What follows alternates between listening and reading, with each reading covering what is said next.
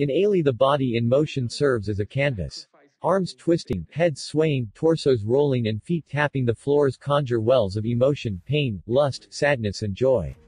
Directed by Jamila Wignot, this stunning documentary chronicles the rich life of Alvin Ailey, the American dance giant, choreographer and founder of the innovative Alvin Ailey American Dance Theater. Wignot handles details of the legend's tumultuous biography with great care, honoring his talents while acknowledging the toll they took on him. But perhaps the greatest gift of this tightly conceived and beautiful doc lies in its appreciation of the divinity of dance. Ailey begins with a powerful clip of the late actress Cicely Tyson at a Kennedy Center tribute for Ailey in 1988. Alvin Ailey has a passion for movement that reveals the meaning of things. His is a choreography of the heart. Tyson begins, her eyes briefly meeting Ailey's. Alvin Ailey is black and he's universal. The camera cuts to a performance. A group of women, donning matching mustard yellow suits, sit in chairs evenly spaced out with their backs facing the audience. When the musical beat drops, they quickly flap their fans, also mustard yellow, and turn around before motioning their bodies left and right.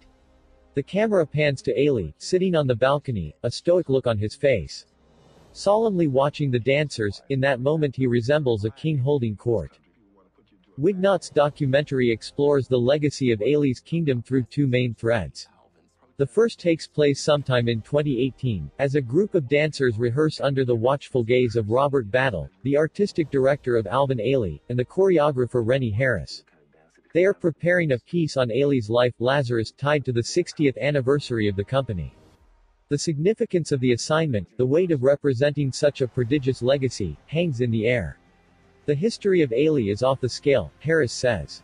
How do you present something like 60 years? The second thread of the documentary attempts to map the life of the discipline's greatest minds, using archival footage and interviews with Ailey's colleagues and friends such as choreographer Bill T. Jones and dancer Judith Jamison.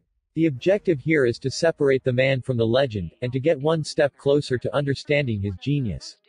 Their intimate stories reveal a man whose generosity knew no bounds, whose obsession with his craft became punishing and who tragically couldn't accept the fruits of his labor. Born in Rogers, Texas, in 1931, Ailey was incredibly close to his mother, never knew his father and found himself picking cotton when he was just 4 years old.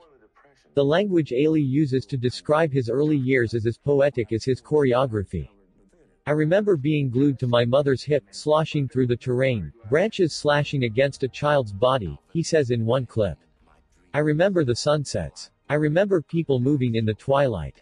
It's clear from the documentary that Ailey experienced the world differently. The precision and vivacity of his language makes evident why his dance pieces summoned the feelings they did. Ailey's early years were marked by a particular kind of harshness, the kind that causes you to retreat within yourself for safety. But there were glimmers of softness.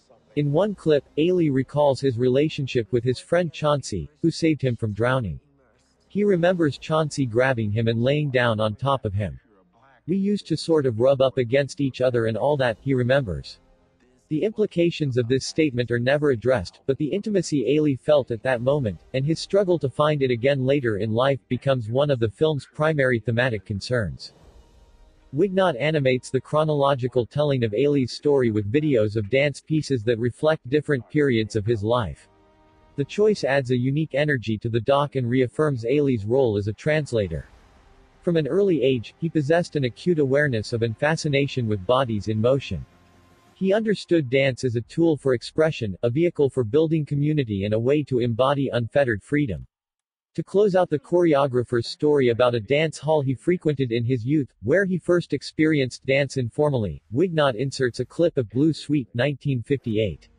In that piece, figures surround a person sitting in a chair at the center of the stage.